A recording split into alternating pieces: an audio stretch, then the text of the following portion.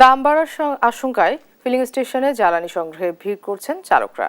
এ নিয়ে আরও জানাতে রাজধানীর তেজগাঁও থেকে সহকর্মী ইউসুফ ভাইয়া যুক্ত হচ্ছেন আমাদের সঙ্গে।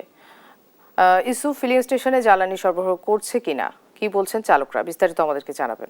আপনাদেরকে যদি জানিয়ে রাখি যে ইরান ইসরায়েলের সঙ্গে যে যুদ্ধ পরিস্থিতি, সেই যুদ্ধ পরিস্থিতি কিন্তু আজ বাংলাদেশেও পড়েছে এবং সেই পরিস্থিতিতে কিন্তু বাংলাদেশের যে ফিলিং স্টেশনগুলো রয়েছে, পেট্রোল পাম্পগুলো রয়েছে, সেখানে কিন্তু আপনি দেখতেই পাচ্ছেন, আমার ক্যামেরার চিত্রে দেখতে পাচ্ছেন যে পুরো সড়ক জুড়ে কিন্তু অপেক্ষা করছে সবাই আসলে তেলের জন্য এবং বেশিরভাগই 1 ঘন্টার অধিক সময় ধরে অপেক্ষা করছে অনেকে, এবং অনেকেই তার চেয়ে বেশি সময় ধরে অপেক্ষা করছে। তাদের অভিযোগ একটাই যে আসলে এই যে সংকটটি সৃষ্টি হয়েছে, সেই সংকটটি আসলে আশঙ্কা থেকে সৃষ্টি হয়েছে এবং অনেকেই যেহেতু আপনি জানেন যে গতকালকে কিন্তু সরকারের তরফ থেকে একটি তথ্য জানানো হয়েছে যে আসলে সীমানা নির্ধারণ করে দেওয়া হয়েছে আসলে কে কতটুকু তেল নিতে পারবে, এবং সেই জায়গা থেকে কিন্তু মোটর সাইকেল যারা বহন করেন তাদের কিন্তু পেট্রোল এবং অকটেন 2 লিটার এবং প্রাইভেট কারের কিন্তু পেট্রোল অকটেন 10 লিটার, সে সঙ্গে যারা জিপ মাইক্রোবাস চালান তাদের কিন্তু 20 থেকে 25 লিটার, সেই সঙ্গে পিকআপ ভ্যান এবং লোকাল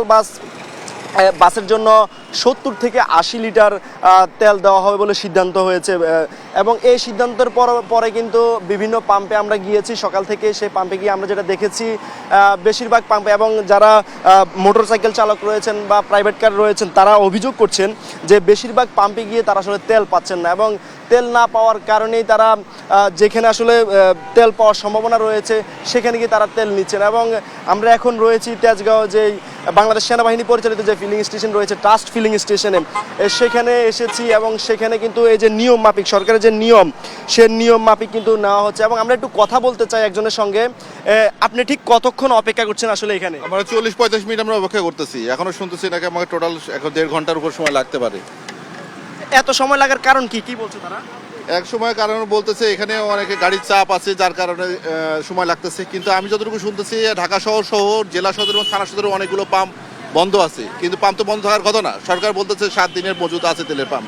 তিনি বলছিলেন যে অভিযোগ করছিলেন দীর্ঘ সময় কিন্তু অপেক্ষা করছেন, এবং এমন অনেকেই অভিযোগ করছিলেন প্রায় 1 ঘন্টা, 1.5 ঘন্টা এবং 2 ঘন্টাও কিন্তু অপেক্ষা করছেন অনেকে তেলের জন্য। তো এ ছিল সবশেষ পরিস্থিতি পাম্প স্টেশন থেকে।